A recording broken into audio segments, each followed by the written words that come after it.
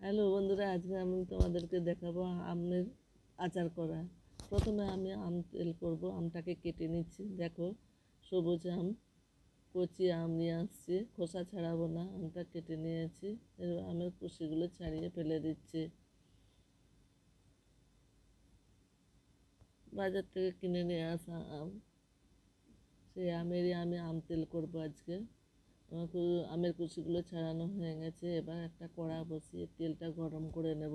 খাঁটি সর্ষের তেল গরম করে নিচ্ছি যাতে আমগুলো খুব ভালো থাকে। তবে গরম তেলে দেব না, ঠান্ডা করে দেব। তেলটা গরম হয়ে গেছে। 5 ফোড়ন 2 চামচ দিয়ে ভেজে নিচ্ছি। ওর সাথে লঙ্কা 3-4টে দিয়ে দেব। লঙ্কাটা ভাজা হয়ে গেছে। এরপর আমি এটা নামিয়ে নেব। নামিয়ে ঠান্ডা করতে দেব। তার মধ্যে শিশিরতে পুড়িয়ে দিলাম। ওই কাটা আমগুলো শিশির মধ্যে পুড়িয়ে দিলাম। সব কটা পোড়া হয়ে গেছে। এরপর আমি তেলটাকে খুব ভালো করে নাড়িয়ে ঠান্ডা করে নিচ্ছি। আর ছোঁয়া থাকবে সেই রকম তেলটা রাখতে হবে। তারপর আমি এটা শিশির মধ্যে দিয়ে দিচ্ছি। এইভাবে দিয়ে দেব। যতটা তেল লাগবে শিশির মধ্যে সব তেলটা, আমটা যতক্ষণ ডুবে থাকবে ততক্ষণ পর্যন্ত আমি তেলটা দেব। তারপর 1 চামচ লবণ দিয়ে দেব। লবণটা দিলে আমগুলো ভালো থাকবে, শক্ত থাকবে, নষ্ট হবে না।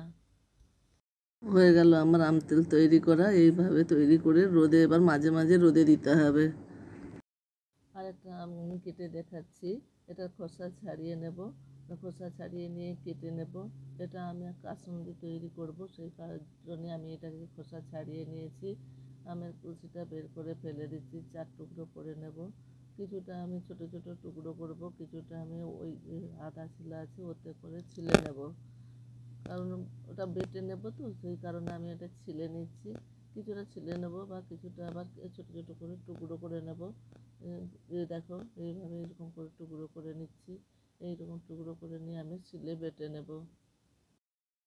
সর্ষে, কালো সর্ষে, সাদা সর্ষে, 2 রকম সর্ষে নিয়ে শিলে বেটে নিচ্ছি। দেখো তোমরা, একটু একটু করে ঢেলে আমি বাটবো, না হলে সর্ষে তো গড়িয়ে চলে যাবে।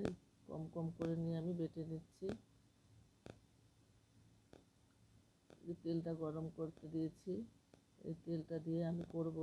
ওখানে তেলটা গরম হয়ে গেছে, ওটা ঠান্ডা হোক কিছুক্ষণ। আমি এদিকে সর্ষেটা বাটা হয়ে আসছে, সর্ষেটা তুলে নিলাম। এবার আমগুলো বেটে নিচ্ছি।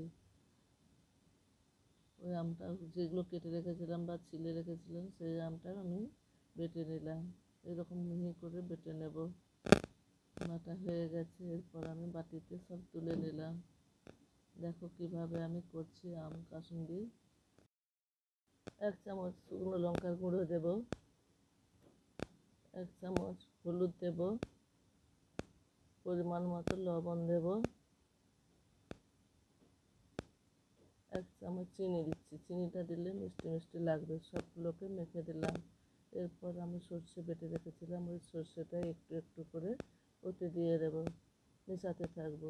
দেখো কিভাবে আমি মাখাচ্ছি। এইভাবে একটু একটু করে দিয়ে মাখাবো। সব সর্ষেটা দিয়ে আমার মাখানো হয়ে গেছে।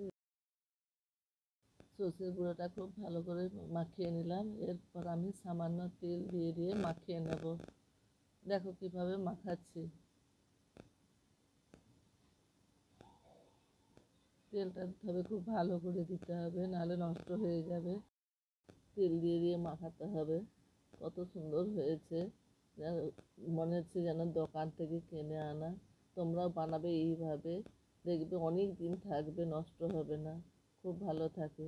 আর কত সুন্দর কালার হয়েছে, দেখতে কি ভালো লাগছে। দেখেছো কত সুন্দর লাগছে। এইভাবে তোমরা বানাবে। এখন তো আমের সিজন। আমার বানানো হয়ে গেছে, তেল মাখানো হয়ে গেছে। এই যে দেখো কি সুন্দর কালার হয়েছে, দেখতে পাচ্ছ? খুব ভালো কালার হয়েছে।